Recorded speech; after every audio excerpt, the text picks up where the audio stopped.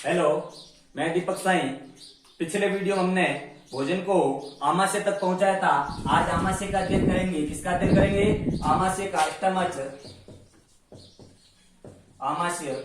यह एक थैलेनुमा संरचना है। कैसी नुमा संरचना है? थैलेनुमा, जिसका अंग्रेजी के जे आकार का जैसा है। आकार कैसा है? आमाशय का जे आकार जैसा। अब इसके 3 भागों से बना है। आमाशय कितने भागों से बना है? 3 भाग। उन तीनों भागों के नाम देख लेते हैं। सर्वप्रथम तो पहले भाग कार्डियक। कार्डियक भाग कौन सा भाग है? कार्डियक भाग। यह ग्रसनी व आमाशय को जोड़ता है। यहाँ एक कार्डियक कपाट भी उपस्थित होता है जो आमाशय में उपस्थित भोजन को वापस नहीं जाने देता। कहाँ? ग्रसिका में, इसोफेगस में। दूसरे भाग का नाम है फंडस। इस भाग से इसमें कई कोशिकाएं उपस्थित होती है जो जठररस का क्या करती है? स्रावण। और जठररस एक अम्लीय रस है जिसका पीएच लगभग 1.2 से 1.8 होता है पीएच मान। अब इनमें 2-3 कोशिकाएं, उन कोशिकाओं द्वारा स्रावण किया जाता है। सबसे पहली कोशिका है श्लेष्मा कोशिका। कैसी कोशिका? श्लेष्मा कोशिका। ये क्या करती है? श्लेष्मा का स्रावण। किसका स्रावण करती है? श्लेष्मा का। दूसरी कोशिका है जाइमोजन। जाइमोजन कोशिका है जो प्रोरेनिन और पेप्सिनोजन एंजाइम का क्या करती है? स्रावण। और एक और सेल है, कोशिका है, जिसका नाम है ऑक्सेंटेक या ऑक्सेंटेक कोशिका। ये कोशिका क्या करती है? HCl का स्रावण। क्या करती है? किसका स्रावण करती है? HCl का स्रावण करती है। और HCl भोजन में उपस्थित जितने भी हानिकारक जीवाणु हैं उनको क्या कर देता है? नष्ट। और HCl का एक और कार्य है, ये जो प्रोरेनिन है और पेप्सिनोजन है, इनको क्या करता है? सक्रिय कर देता है। प्रोरेनिन को सक्रिय कर किसमें बदल देता है? रेनिन में। और पेप्सिनोजन को सक्रिय कर पेप्सिन में बदल देता है। ठीक है। अब प्रोरेनिन एंजाइम है, जो रेनिन एंजाइम है, वो बच्चों में दूध का पाचन करता है। किसका पाचन करता है? दूध का। और ये पेप्सिन एंजाइम है जो किसका पाचन करता है? प्रोटीन का पाचन। किसका पाचन करता है? प्रोटीन का। अभी आगे देखते हैं।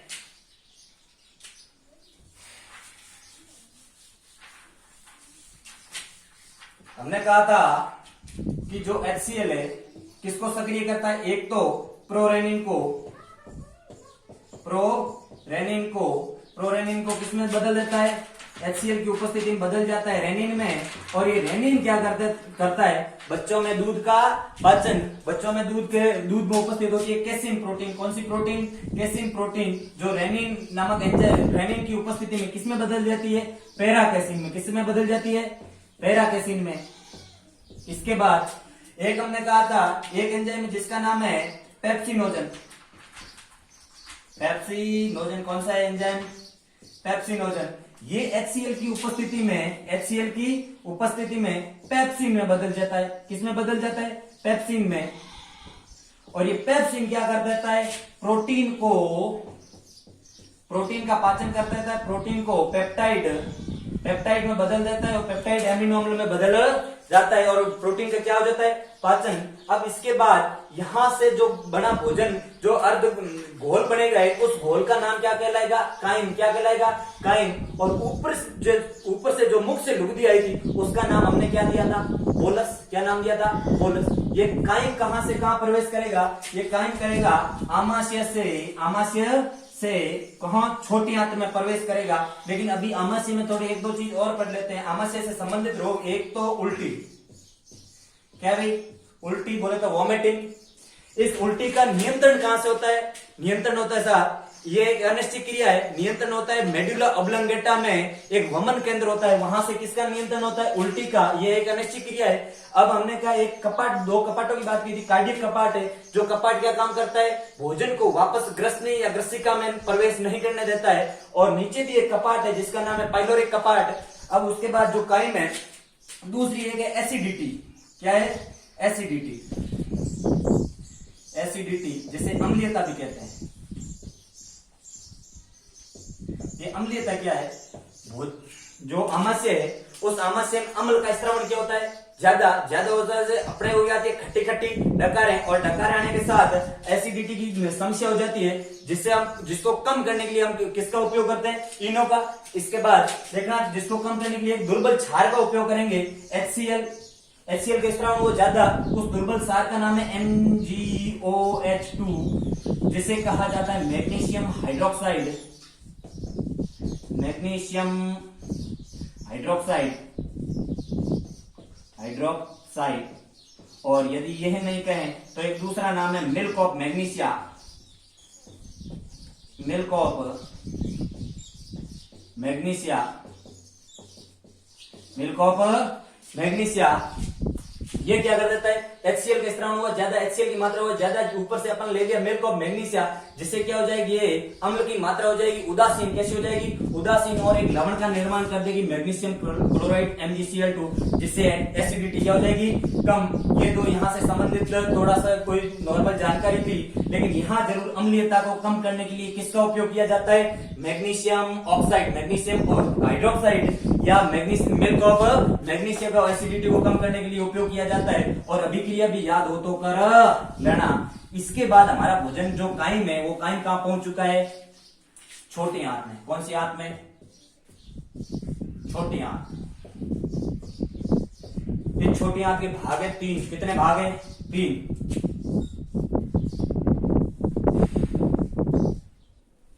सबसे पहले ड्यूडोनम, कौन सा है, ड्यूडोनम। दूसरा है जेनुनम, और तीसरा है इलियम। अपने को हिंदी में ज्यादातर नाम याद रखने हैं, ग्रहणी। दूसरे का नाम है अग्रछुदांत्र,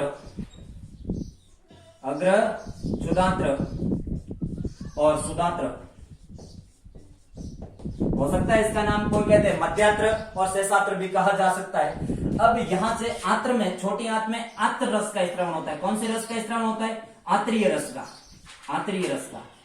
इस रस में भी क्या उपस्थित होंगे, एंजाइम। वो एंजाइम कौन कौन से होंगे, छोटी आंत में एंजाइम कौन कौन से होते हैं, कई बार पूछा जाता है और अधिकांश को पता ही नहीं होता है। उसके लिए हमारे पास एक छोटी सी ट्रिक है, एक छोटा सा शब्द है, वो याद करना पड़ेगा, जिसका नाम है स्मेल। क्या नाम है, स्मेल। अब स्मेल है, एस का अर्थ अलग है, एम का अर्थ अलग है, इस ई का अलग अलग अर्थ अलग है, और इस एल का अर्थ अलग है, इसका भी अलग है। अब है क्या स्मेल में, एस का अर्थ है यहां सुक्रेज। क्या है, सुक्रेज। ये सुक्रेज क्या करता है, सुक्रोज को ग्लूकोज व फ्रक्टोज में क्या कर देता है, बदल देता है। नाम है माल्टेज। ये माल्टेज क्या करता है, माल्टोज को ग्लूकोज और ग्लूकोज में बदल देता है। तीसरा इरेप्सिन। क्या है, इरेप्सिन क्या करता है, प्रोटीन को किसमें बदल देता है, पेप्टाइड में। किसमें बदल देता है, पेप्टाइड में। इसका मतलब इरेप्सिन किसका पाचन करता है, प्रोटीन का। अब ये 2 एल है, ये क्या है, एक तो है लाइपेज। कौन सा एंजाइम है, लाइपेज करता है साहब वसा का पाचन। किसका पाचन करता है, वसा का पाचन करता है।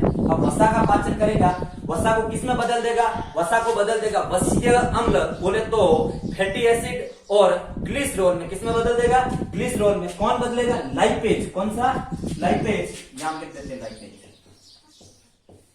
और ये जो अंतिम एल है, ये हमारा कौन सा है, लैक्टोज। लैक्टोज शर्करा किसमें पाई जाती है, दूध में। किसमें पाई जाती है, दूध में। जो लैक्टोज को किसमें बदल देता है, ग्लूकोज व लैक्टेज एंजाइम है, जो लैक्टोज को ग्लूकोज व गैलेक्टोज में बदल देता है। किसमें बदल देता है, ग्लूकोज व गैलेक्टोज में। ये कौन से रस में उपस्थित है, आंतरिक रस में 5 एंजाइम उपस्थित है। पहला हमने कहा सुक्रेज। कौन सा कहा, सुक्रेज, जो सुक्रोज को किसमें बदल देता है, ग्लूकोज और फ्रक्टोज में। दूसरा हमने कहा माल्टोज।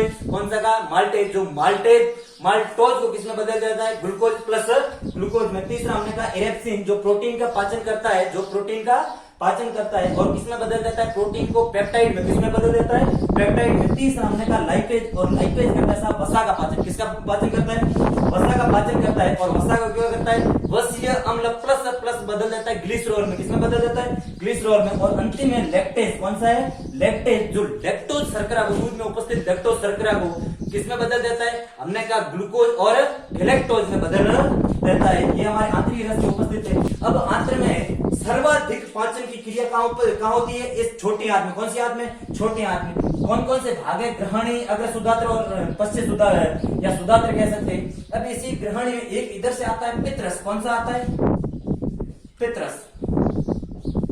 यहां पित्रस का निर्माण कहां से होता है, यकृत से।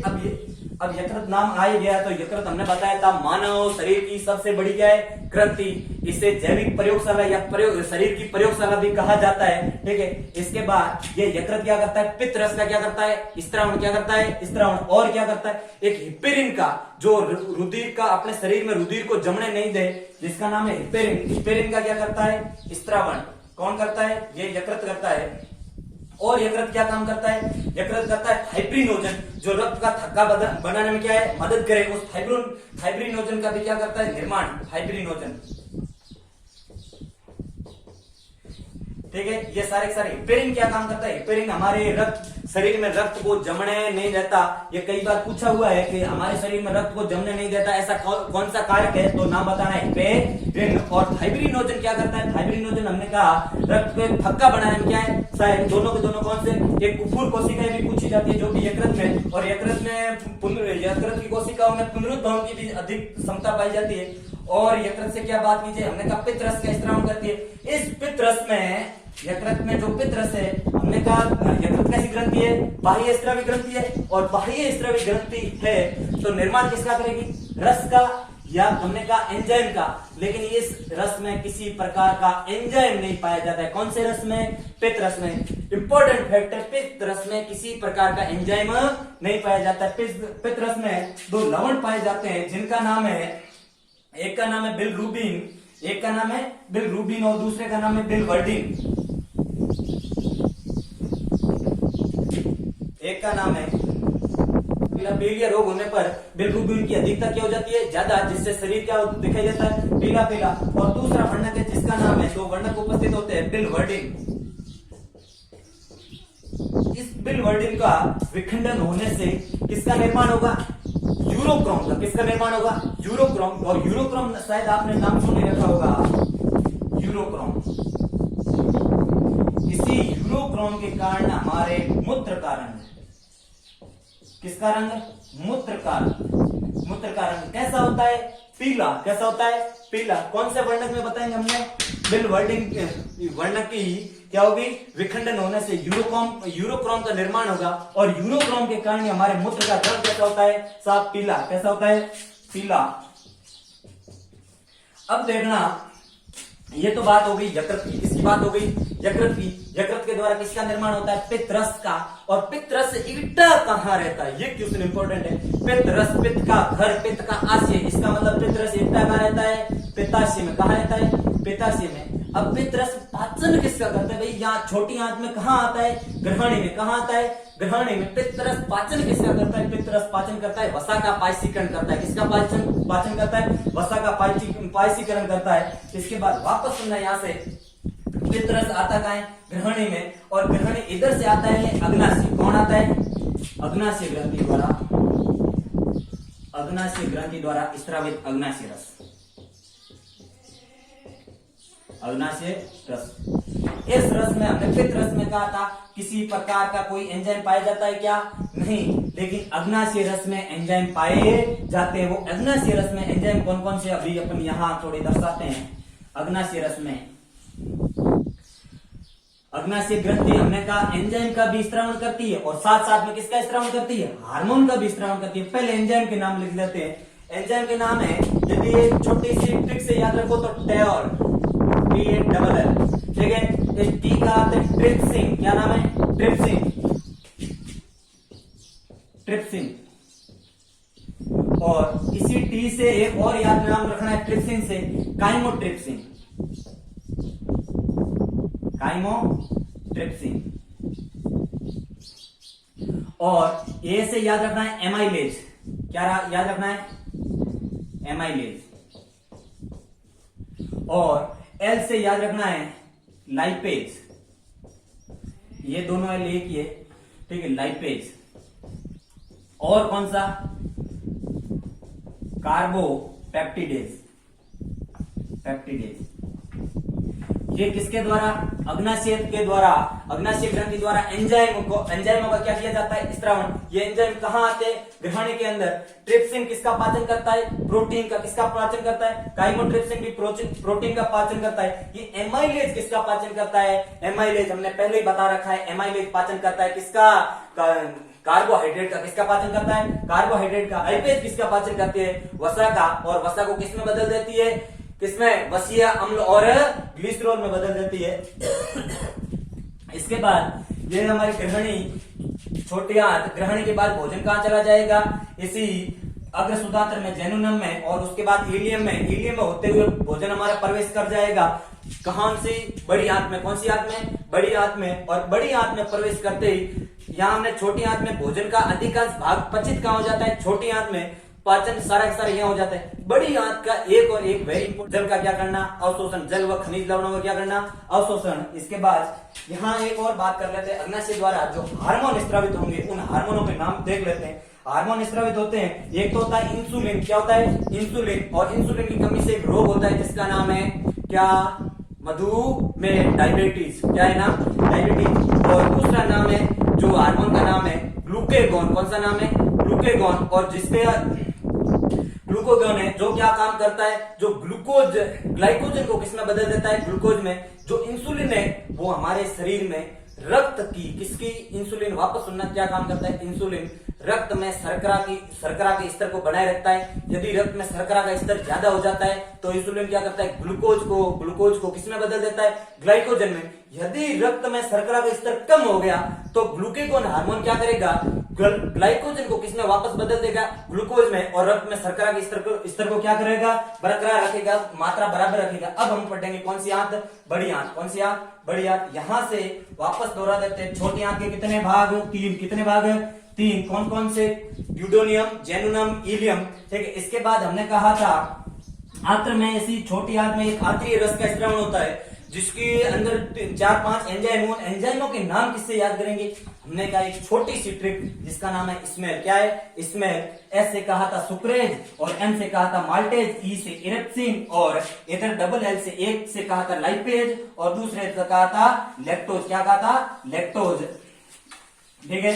अब इसके बाद सुनना, अभी हमने यकृत से कहा था किसका स्रावण होता है, पित्त रस का। किसका स्रावण होता है, पित्त रस का। और पित्त रस कैसा रस है, क्षारीय रस है। कैसा रस है, अभी बता दूं, क्षारीय रस है। और पित्त रस में किसी प्रकार का एंजाइम नहीं पाया जाता।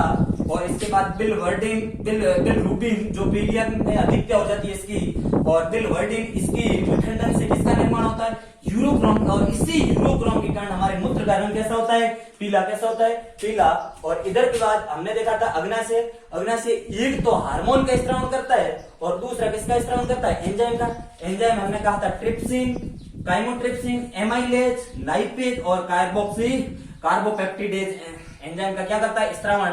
और हार्मोन हमने बताए थे दो, एक बताया था इंसुलिन, लैंगरेंस द्वितीय कोशिकाओं द्वारा, बीटा कोशिकाओं द्वारा इंसुलिन, और अल्फा द्वारा कौन सा होता है, ग्लूकेगॉन। ग्लूकेगॉन हमने कहा था ग्लाइकोजन को ग्लूकोज में बदलता है, और इंसुलिन किसको बदल देता है, इंसुलिन बदलता है ग्लूकोज को ग्लाइकोजन में। ठीक है। इसके बाद अब हम अगली बात करेंगे बड़ी आंत की। कौन सी आंत की, बड़ी आंत। हमने बताया था छोटी आंत में अधिकांश भोजन का पाचन वहां हो जाता है। बड़ी आंत का सिर्फ और सिर्फ कार्य है भोजन में जो जल और खनिज लवणों का, जल व खनिज लवणों का क्या करना, अवशोषण। खनिज लवणों का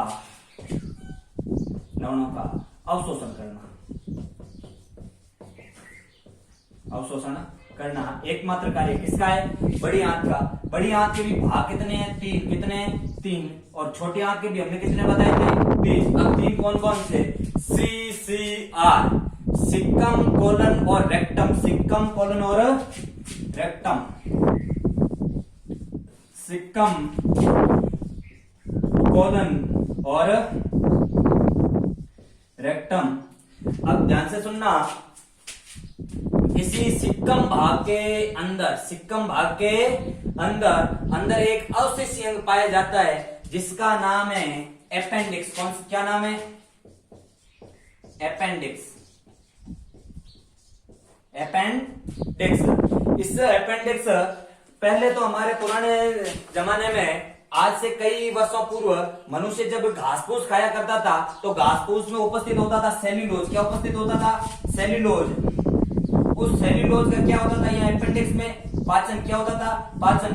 आजकल मनुष्य ना सेल्यूलोज खाता है और ना ही यहाँ पाचन होता है, तो अपेंडिक्स का कोई कार्य है क्या? नहीं। यदि कार्य नहीं है तो ये एक प्रकार का हमारा कैसा अंग है? अवशेषी अंग है। अवशेषी अंग है जिसकी वजह से जो कहाँ उपस्थित है? सिक्कम भाग में। कौन सी आंत के? बड़ी आंत के। और दूसरा भाग है कॉलन और रेक्टम। यहाँ रेक्टम भाग में अपचित भोजन क्या रहता है भाई? एकत्रित। क्या रहता है? एकत्रित। ठीक है। अब अपचित भोजन एकत्रित कहाँ रहता है? रेक्टम में। और जो यहाँ से मल कहाँ त्याग दिया जाता है? गुदा द्वार द्वारा बाहर। और जो मल के अंदर गंध आती है, स्पेशल गंध, उस स्पेशल गंध का नाम है, विशेष गंध का नाम क्या है साहब? नाम कुछ नहीं है, इंडोल के कारण आती है। किसके कारण आती है? इंडोल के कारण जो गंध आती है वो किसके कारण आती है? इंडोल के कारण। यही हमारा था पाचन तंत्र। यहाँ लगभग प्रत्येक तथ्य को पूरा किया। ठीक है, इसके बाद गुड बाय।